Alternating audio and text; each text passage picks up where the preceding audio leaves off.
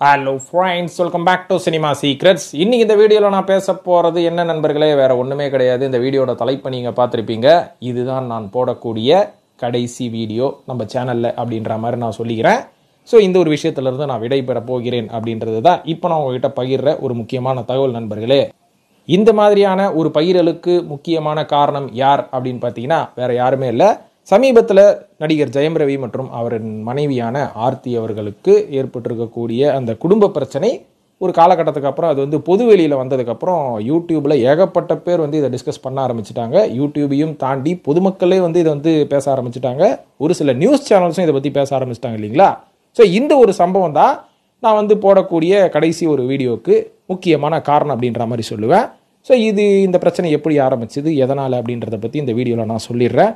ஏன்னா நம்ம வந்து இதெல்லாம் வந்து வெளிப்படையாக நம்ம சொல்கிறதுல எந்த தப்பும் இல்லை. ஏன்னா நம்ம சேனலை வந்து பல வருடங்களாக ஃபாலோ பண்ணி கொண்டு இருக்கும். நம்ம நண்பர்கள்கிட்ட நம்ம உண்மையாக இருக்கணும் அப்படின்ற ஒரே காரணத்துக்காக தான் நம்மளோட சேனலில் நான் நிறைய விஷயங்களை நான் டிஸ்கஸ் பண்ணிக்கிட்டே இருப்பேன் தொடர்ந்து. இதை வந்து பல பேர் ஏற்றுப்பாங்க, சில பேர் வந்து ஏற்றுக்க மாட்டாங்க. இதெல்லாம் வந்து சகஜமாப்பா தொழிலில் அப்படின்ற மாதிரி நம்ம சொல்லலாம். அதுக்கு காரணம் ஒருத்தரோட தாட் ப்ராசஸ் ஒரு மாதிரி இருக்கும். ஸோ உதாரணத்துக்கு இப்போ என் சேனல்லே பார்த்தீங்கன்னா ஏகப்பட்ட வீடியோஸு இவங்க செய்கிறது தப்பு, இவங்க செய்கிறது சரியில்லை அப்படின்ற மாதிரி ஒரு சில கருத்துக்களை நான் வெளிப்படுத்துவேன். அதை வந்து ஒரு சில பேர் ஏற்றுப்பாங்க, ஒரு சில பேர் ஏற்றுக்க மாட்டாங்க.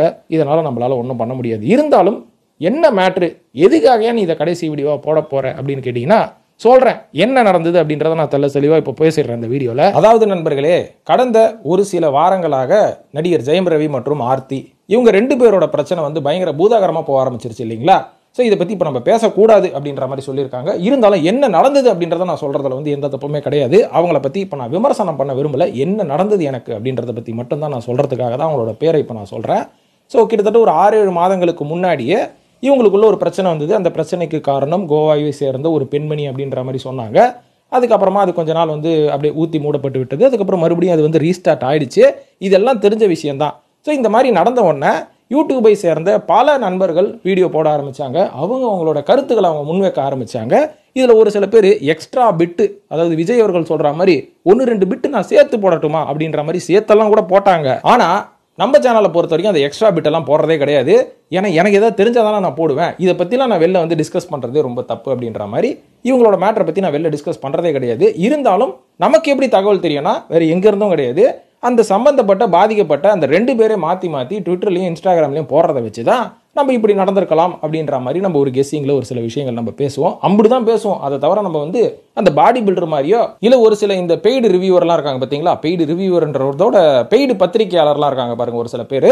ஸோ இவங்கள மாதிரி காசு வாங்கிட்டு நம்ம பேசுகிறதே கிடையாது. ஏன்னா இந்த பிரச்சனை வந்து ஆரம்பத்தில் ஃபஸ்ட்டு ஜெயம் ரவி அவர்களோட மனைவிக்கு ஆதரவாக போய் கொண்டு இருந்தது.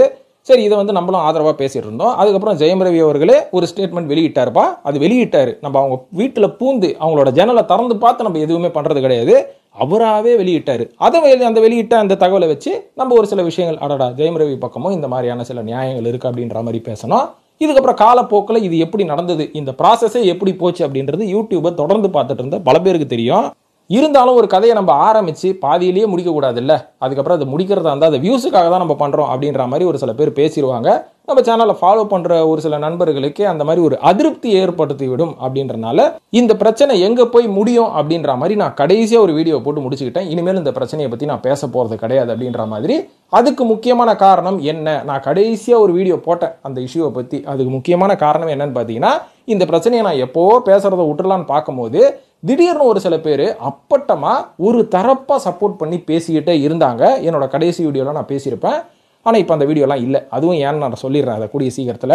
ஸோ அந்த மாதிரி அந்த கடைசி வீடியோவில் நான் அந்த மாதிரி சொல்லியிருந்தேன். ஏங்க இந்த மாதிரி காசை வாங்கிட்டு ஒரு சில மீடியா மக்கள்லாம் இப்படி கூறானுங்க அப்படின்ற மாதிரி நான் சொல்லியிருந்தேன். ஸோ அதுக்கான காரணங்கள் என்ன அப்படின்றது அப்போ எனக்கு தெரியும். ஆனால் வெளிப்படையாக நான் சொல்லாமல் அப்படியே அந்த வீடியோ போட்டு முடிச்சுட்டேங்க. முடிச்சதுக்கப்புறம் என்ன ஆச்சு, கிட்டத்தட்ட ஒரு வாரத்துக்கு முன்னாடி எனக்கு ஒரு மெசேஜ் ஒன்று வந்தது. அந்த மெசேஜில் என்ன சொல்லியிருந்தாங்கன்னா, நீங்கள் வந்து கோர்ட்டில் அவங்களுக்கு பிரச்சனை ஒன்று போயிட்டுருக்குது. ஸோ இவங்களோட பிரச்சனை கோர்ட்டில் போயிட்டுருக்கும் போது நீ யார் எடுத்து பேசுகிறதுக்கு அப்படின்ற மாதிரி ஒரு தகவல் ஒன்று வந்தது. யார் தரப்புலேருந்து வந்ததுன்னா வேறு யார் தரப்புல இருந்தும் வரல, ஜெயம் ரவி அவர்களின் மனைவியான ஆர்த்தி தரப்புலேருந்து வந்தது. நான் ஒரே ஒரு விஷயம் என்ன சொன்னேன், இங்கே பாருங்கள், நான் வீடியோ போட்டது உண்மை. வீடியோவை நீங்களே பாருங்கள், வீடியோ ஃபுல்லாக கேளுங்க. நானாக எக்ஸ்ட்ரா பிட்டு ஒன்றும் போடல. இவங்க கொடுத்த ஸ்டேட்மெண்ட்டை அவங்க என்னவா கொடுத்துருக்குறாங்களோ அதை பற்றி என்னோட கருத்தை நான் வெளியிட்டேன், அவ்வளோதானே தவிர யாரையும் தாக்கி பேசலை, எதுவுமே பேசலை. ஸோ கருத்து சுதந்திரம்னு ஒன்று கிடையாது நம்மளுக்கு அப்படின்ற மாதிரி ஓப்பனாகவே கேட்டேன். ஆனால் அவங்க சைடில் இருந்து பதில் எப்படி வந்ததுன்னா, அதெல்லாம் முடியாது, விளக்கம்லாம் கொடுக்கணும்னு அவசியம் கிடையாது, எடுக்கணும்னா எடுக்கணும், அந்த வீடியோ நீங்கள் எடுக்கணும். ஏன்னா இங்கே ஏற்கனவே பல பேர் வந்து காசை வாங்கிட்டு கூவுறாங்க அப்படின்றது நம்ம எல்லாருக்குமே தெரியும். ஸோ நம்ம காசும் வாங்குறது கிடையாது, அதுக்கப்புறம் காசு கொடுக்குறவங்களுக்காக வாங்கிட்டு கூவுற பழக்கமும் கிடையாது. அப்படி ஒரு விஷயத்துக்காகலாம் நம்ம வந்து இந்த யூடியூப் சேனலில் ரன் பண்ணுறதே கிடையாது. மூடுறதா தான் மூடிட்டு போங்கடா அப்படின்ற மாதிரி மூடிட்டு நம்ம வேலையை பார்க்க வேண்டியதான், இல்லை அடுத்ததாக ஒரு புது யூடியூப் சேனல் ஆரம்பித்து மறுபடியும் ரன் பண்ண வேண்டியதான். ஏன்னா இதை நம்ம காசு அப்படின்ற நோக்கத்தில் பண்ணுறதுக்கு பதிலாக சினிமாக்குள்ளே என்ன நடக்குது அப்படின்றத எல்லாருமே தெரிஞ்சுக்கணும் அப்படின்ற ஒரு நோக்கத்தில் தான் நம்ம சேனலை ரன் பண்ணிட்டு இருக்கிறோம். இதனால் நான் கேட்டதுக்கான விளக்கம் அந்த சைடில் இருந்து ஒன்றுமே வரல. ஒரே ஒரு விளக்கம் என்ன கொடுத்தாங்கன்னு பார்த்தீங்கன்னா, இந்த மாதிரிலாம் நீங்கள் போடக்கூடாது, ஏன்னா கோர்ட்டில் கேஸ் போகுது. சரிங்க, ஓகேங்க, அதில் வந்து நான் கோர்ட்டுக்கு எதிராகவும் எந்த ஒரு விஷயமா அந்த வீடியோவில் நான் பேசலை. இவங்க மாற்றி மாற்றி வெளியிட்ட அந்த அறிக்கைகளை வைத்து அதுக்கான விமர்சனத்தை தான் நான் சொன்னேன், என்னோட கருத்தை தான் நான் சொன்னேனே தவிர எக்ஸ்ட்ரா பிட்டு எதுவும் போடலன்னா கண்டிப்பாக அதை பற்றி அவங்க கேட்கறதுக்கான பொறுமையும் கிடையாது, நேரமும் கிடையாது, அவங்களே நம்ம எந்த தப்பும் சொல்லவும் முடியாது. ஏன்னா அவங்க வந்து வேற ஒருத்தரால் ஏவி விடப்பட்டவர்கள் அப்படின்றத மட்டும் நான் புரிஞ்சுக்கிட்டேன். இருந்தாலும் சரி ஓகே, இவ்வளோ சொல்கிறாங்கல்ல, இதுக்கு மேலே என்ன பண்ணுறது அப்படின்ற மாதிரி அவங்க சொல்கிறத வச்சு சில வீடியோக்களை வந்து நான் ரிமூவ் பண்ணிட்டேன். ரிமூவ் பண்ணதுக்கு அப்புறமும் இவங்க என்ன பண்ணாங்கன்னா, இன்னொரு வீடியோ மட்டும் நான் இருந்தது, அந்த வீடியோவை நான் பெருசாக கண்டுக்கல. நான் கடைசியாக ஒரு வீடியோ போட்டேன்னு சொன்னேன் பார்த்தீங்களா, பெய்டு. ஸோ அவங்கள பற்றி நான் பேசின வீடியோ வந்து கரெக்டாக பிடிச்சி நம்ம சேனலை வந்து முடக்கும் விதமாக என்னென்ன பண்ணணுமோ அது எல்லாத்தையும் பண்ணிட்டாங்க.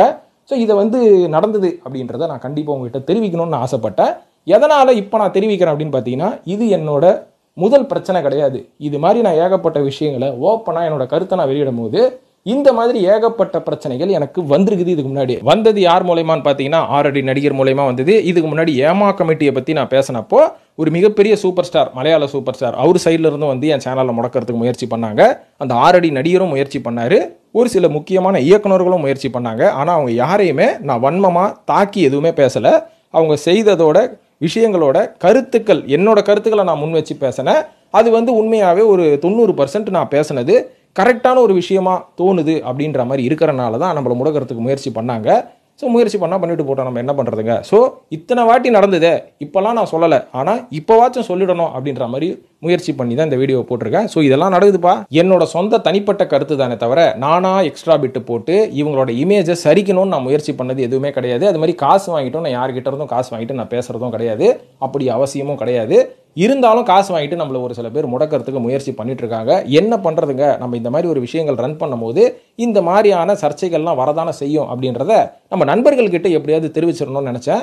அன்றைக்கே செஞ்சுருக்கணும், ஆனால் ரொம்ப லேட்டு. இன்றைக்காச்சும் செஞ்சிருவேன் அப்படின்றனால தான் இப்போ நான் செஞ்சுக்கிட்டு இருக்கிறேன்.